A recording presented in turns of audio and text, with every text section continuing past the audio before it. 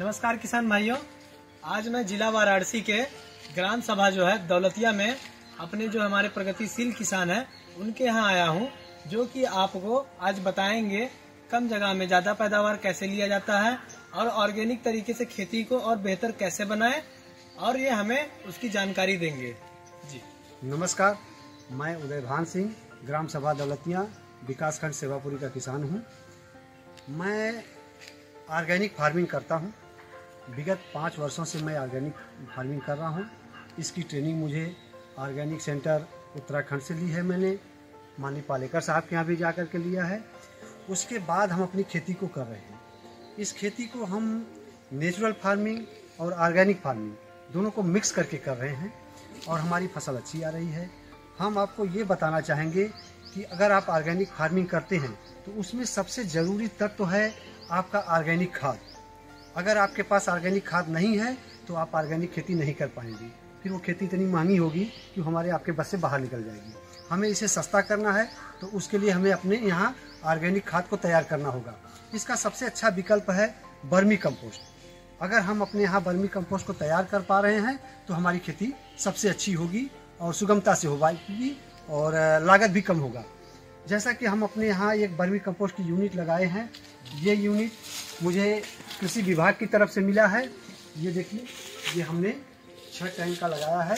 एक टैंक में 10-10 क्विंटल खाद आता है, अर्थात एक टन का है 6 टन हम इसमें खाद तैयार कर पाते हैं। अब इसको बनाने की विधि क्या है, ज़्यादातर किसान भाई इस बात को नहीं समझ पा रहे हैं, वहाँ मिस हो जा रहा है। देखिए इसमें होता क्या है, जैसे जो ये केचुए हैं ये गोबर को भी खाते हैं, खरपतवार को भी खाते हैं, तो उनको हमें मिक्स करके इसमें डालना होता है। हम करते क्या हैं, हमारे जो पशु के गोबर हैं उनको ले करके देखिए हम इकट्ठा कर रहे हैं। एक टैंक में गोबर को इकट्ठा करेंगे और इसको 20 दिन पुराना करेंगे। 20 से लेकर के 40 दिन का पुराना गोबर ही मेरा वर्मी खाता है। अगर आप उसमें ताज़े गोबर को डालेंगे तो वो सर्वाइव नहीं करेगा, मर जाएगा। इसलिए हम इसको 20 दिन पुराना करते हैं। पुराना करने के बाद फिर इसमें क्या करते हैं, पानी का छिड़काव करके इसकी खुदाई करते हैं। खुदाई करके इसको भुरभुरी बनाते हैं। भुरभुरी बनाने के बाद फिर इसके टेम्परेचर को देखते हैं कि इसमें टेम्परेचर कम है कि ज़्यादा। अगर ज़्यादा है तो हम पुनः पानी मारेंगे।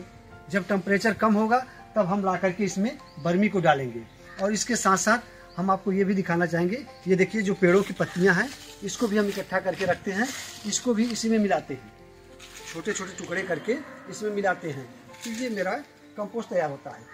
अब जहाँ तक रही वर्मी कंपोस्ट तैयार करने की विधि, तो एक टैंक को तैयार होने में अगर हम बनाना चाहें अपने 4 पशुओं से तो एक टैंक मेरा लगभग 1 महीने का समय लेता है। और इसके लिए हमें 5 केजी केचुआ चाहिए। 5 केजी केचुआ अगर मेरे पास है तो एक टैंक को 1 महीने में तैयार कर देता है। तो हम करते क्या है इसके लिए, पहले गोबर को लिए, गोबर टैंक में डाले, ये 40 दिन का पुराना हुआ, इसकी खुदाई किए, पानी मिलाए, उसको भुरभुरा कर लिए, फिर इसमें केचुए को डाले और ऊपर से खरपतवार से कवर कर देते हैं। बीच बीच में हल्का हल्का पानी का फवारा देते रहते हैं। फिर हम देखते हैं ये धीरे धीरे हमारे खाद को केचुआ खा करके अच्छे से कर देता है। जब एकदम भुरभुरा हो जाए, चाय की पत्ती जैसे, जैसे चाय की पत्ती होगा, हम आपको और दिखाएंगे। ये देखिए हमने बना के भी रखा है। आइए ये देखिए, ये देख रहे हैं ना, ये देखिए बिल्कुल चाय की पत्ती जैसा हो जाएगा आपका ये वर्मी कंपोस्ट। इसको हम बना करके फिर रखते हैं। ये जो हम आपको अभी खाद दिखाए, इसमें हमने ट्राइकोडर्मा के बैक्टीरिया को मिलाया है। हम इस खाद को और उपयोगी बनाने के लिए क्या करते हैं, इसमें ट्राइकोडर्मा, बवेरिया बेसियाना, इस सबको अलग अलग मिला के रखते हैं। जैसे हमारे खेत में अगर दीमक की समस्या है तो उसके लिए बवेरिया बेसियाना, अगर उकठा की समस्या है तो ट्राइकोडर्मा, अगर हमें किसी खेत में जिंक की ज़्यादा ज़रूरत है तो उसके लिए अलग सिस्टम, आयरन की ज़्यादा ज़रूरत है तो उसके लिए अलग सिस्टम। इस प्रकार से हम अपने वर्मी को और उपयोगी बनाने के लिए ये मेथड अपनाते हैं। जैसे एक सरल विधि हम आपको बताना चाहेंगे, सब किसान भाई अपने घर पर कर पाएंगे। जैसे आपका वर्मी खाद तैयार हो जाए, आप उसको अपने बोरी में पैक करिए और उसमें लोहे की राड, एक बोरी में 2-2 राड डाल करके 1 महीने के लिए रख दीजिए। फिर वो क्या होगा कि आपके खाद में फेरस की मात्रा आ जाएगी। जो आपके यहाँ पौधों को फेरस तत्व चाहिए वो आपको इस सरल विधि से मिल जाएंगी। तो ये छोटे छोटे ट्रिक हैं जिसको अपना करके आप अपनी खेती को कर पाएंगे। ये बात। दूसरी बात, नेचुरल फार्मिंग में नेचुरल फार्मिंग में हमें करना क्या है, अपने पास देसी गाय रखना है। जैसा कि मैं भी एक देसी गाय रखा हूँ, आप देसी गाय रखिए। उस देसी गाय के गोबर और गोमूत्र से जीवामृत बनाइए, बीजामृत बनाइए। देख सकते हैं आपका वो है। बिल्कुल, हम आपको अपनी यूनिट दिखाएंगे। अभी तो ये हम आपको दिखा रहे थे वर्मी कंपोस्ट की यूनिट। ये देखिए मेरी वर्मी कंपोस्ट की यूनिट है। आइए हम आपको अब दिखाते हैं अपने जीवामृत की यूनिट जो नेचुरल फार्मिंग की है।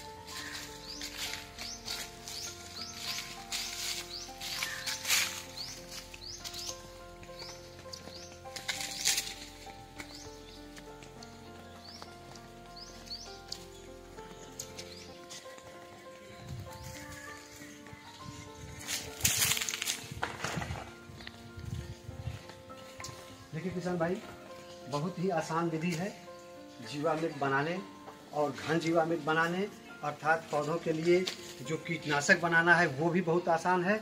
इसमें बहुत ही सिंपल तरीका है। हम अपने गाय के यूरिन को कलेक्ट करके इसमें रखते हैं। ये देखिए हमने अपना पक्का फर्श बनाया है। पक्का फर्श से ये नाली बनाए हुए हैं। ये देखिए यूरिन इसमें आकर के इकट्ठा हो रही है। ये हमने ड्रम रखा है, ये बाल्टी, इससे हम ऐसे ऐसे सुबह भर करके जो पूरा यूनिट रहता है उस यूनिट को यूरिन को हम भर करके इसमें देखिए कलेक्ट करते हैं। धीरे धीरे इसमें मेरा कलेक्ट होता है। और जब मुझे अपने खेत में डालना होता है जीवामृत, जैसे हमें ये आइडिया है कि 7 दिन में ही जीवामृत मेरा बन के तैयार होगा, तो हम सिंचाई के 7 दिन पहले 10 लीटर देसी गाय का गोमूत्र, 10 केजी देसी गाय का ताज़ा गोबर और 1 किलो चने का बेसन, 1 किलो गुड़ और आधा केजी जीवित मिट्टी। जीवित मिट्टी से तात्पर्य है ऐसी मिट्टी जो बरगद या पीपल के पेड़ के नीचे की हो, जहाँ कभी केमिकल और फर्टिलाइजर न डाला गया हो। ये मिट्टी लेंगे और 180 लीटर पानी डाल करके इस ड्रम में हम 7 दिन के लिए रखेंगे और सुबह शाम उसको जो है क्लॉकवाइज घड़ी की दिशा में 2 मिनट धीमी गति से घुमाएंगे। अब घुमाने का तात्पर्य क्या है, आप न घुमाएंगे तब क्या नुकसान होगा और घुमाएंगे तो क्या फायदा होगा। देखिए होता क्या है, हर जीव को ऑक्सीजन चाहिए। इसमें हम करते क्या है, जब हम इसमें गोबर गोमूत्र और गुड़ बेसन ये सब डाल दिए तो उसमें हमारे बैक्टीरिया हैं गोबर और गोमूत्र में जो लाभकारी हमारे खेतों के लिए है, उनको ऑक्सीजन चाहिए। अब 180 लीटर का ड्रम है, ऊपर तो ऑक्सीजन मिल रहा है, नीचे ऑक्सीजन नहीं मिल रहा है, तो हम उसको धीमी गति से क्लॉकवाइज में घुमाते हैं तो ऊपर से ऑक्सीजन धीरे धीरे नीचे की तरफ जाता है और जाकर के पूरे को ऑक्सीजन प्रोवाइड करा देता है और हमारा जीव जिंदा रहता है। इस क्रम को हमें 7 दिन तक करना है। 7 दिन में जब मेरा ये जीवामृत तैयार हो जाता है तो इसको हम अपने खेत में देते हैं। इसके देने का भी तरीका 3 प्रकार से है। एक तो आप सिंचाई जब कर रहे हो खेत में, उस समय पानी के साथ टपक विधि से लगा दीजिए, खेत में चल जाएगा। दूसरी विधि है फव्वारा विधि से। अगर आप स्प्रे कर रहे हैं तो शाम के समय स्प्रे कर दीजिए। तीसरी विधि है बेसल ड्रेसिंग से। जब हम अपने खेत की तैयारी कर रहे हो जुताई के समय, तो शाम के समय उस खेत में आप इसको मग से बाल्टी से स्प्रे करके मिला दीजिए। ये जीव हमारा खेत में चला जाएगा और जो पौधों को सूर्य पोषक तत्व चाहिए वो सारे बैक्टीरिया जमीन से, वायुमंडल से और पानी से लेकर के हमारे पौधों को प्रोवाइड कर देता है और हम अकेले इसके माध्यम से अपनी खेती कर पा रहे हैं और बड़ी ही अच्छी खेती हो पा रही है। इसमें किसान की कोई भी लागत नहीं लगेगी। हमारे यहाँ प्रधानमंत्री जी का जो सपना आया कि हम किसानों की आय बढ़ाएंगे, तो उसमें ये काफी कारगर है, क्योंकि किसानों की जीवामृत ही एक ऐसा रसायन है, असली रसायन नहीं है, ये एक कल्चर है ऐसा जो हमारे यहाँ पौधों को सारे पोषक तत्व अपने आप उपलब्ध करा देता है। आपको कुछ भी नहीं करना है। तो हम लोग अपनी खेती को इस प्रकार से कर पा रहे हैं।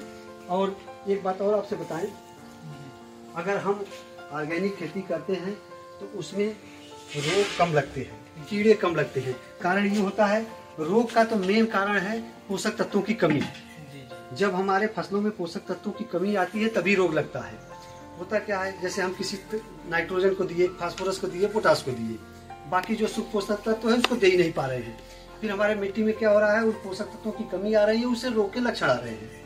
फिर उसकी पूर्ति करने के लिए तमाम पोषक तत्व आ रहे हैं, हम उसको दे रहे हैं, बार बार मेरा खर्चा बढ़ रहा है और किसान की लागत बढ़ रही है, किसान बदहाली में चला जा रहा है। तो जब हम इस प्रकार से करते हैं तो सारे पोषक तत्व हमारे पौधों को उपलब्ध हो जा रहे हैं, तो रोग तो न आते हैं, बिल्कुल नहीं आते हैं। कुछ कीड़े अटैक करते हैं, तो उन कीड़ों के लिए हमने क्या किया है, अपने यहाँ नीमास्त्र बना लिया है।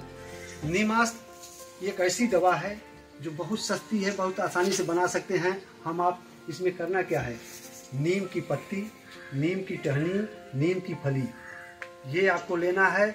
गाय का गोबर और गाय का गोमूत्र लेना है, लेकिन ध्यान देना है कि वो गाय देसी हो। देसी गाय का ही गोबर और गोमूत्र हमारे लिए उपयोगी है। उसको लेकर के हम उससे अपना नीमास्त्र बनाते हैं। ये नीमास्त्र करता क्या है, ये हमारे फसलों में जो रस चूसक कीड़े लगते हैं उनको नियंत्रित करता है। जैसे इल्ली वगैरह हो गया, बिल्कुल, रस चूसक कीड़े जो रस पौधों से चूसते हैं उनके लिए काम करेगा। ये उनको काम करता है और उनको खेत से बाहर करता है। दूसरा, हमने ये 10 पानी अर्क बनाया है। 10 पानी अर्क का तात्पर्य है कि ऐसे पौधे जो कसैले, आप देख भी सकते हैं यहाँ पे, इन्होंने यहाँ पे पूरा ड्रम पे लिखा भी है 10 पानी गन। देखिए होता क्या है, 10 पानी अर्क में होता क्या है, इसमें हम जो है अपने वायुमंडल के अगल बगल जो 10 प्रकार के कसैले पौधे हैं, जैसे मदार हुआ, धतूर हुआ, नीम हुआ, करेला हुआ, और ये जो जंगली घास जिसको बोलते हैं अर्जिमोन, ये हुआ। इसके बाद आम की पत्ती, बेल की पत्ती, अमरूद की पत्ती, करेले की पत्ती, कनैल की पत्ती, इन सब की पत्तियों को जो है 1-1% लेते हैं। जैसे मुझे 100 लीटर बनाना है तो 1-1 किलो, और 200 लीटर बनाना है तो 2-2 किलो। इस प्रकार से हम लेते हैं, ले करके उसकी चटनी बनाते हैं। चटनी बना करके फिर उसको गोबर और गोमूत्र मिला करके इसमें 45 दिन के लिए रखते हैं। ये दोनों उत्पाद हमारे 40 से 45 दिन में तैयार होते हैं। तो हम किसान भाइयों से बोलेंगे कि फसल आने से पहले आप अपने इन उत्पाद को बना के रखिए, क्योंकि इसको तैयार होने में 40 से 45 दिन का समय लगता है। और इसको छाये में रखना है। इसके साथ भी वही कला करना है, सुबह शाम इसको आपको चलाना है, वो भी क्लॉकवाइज।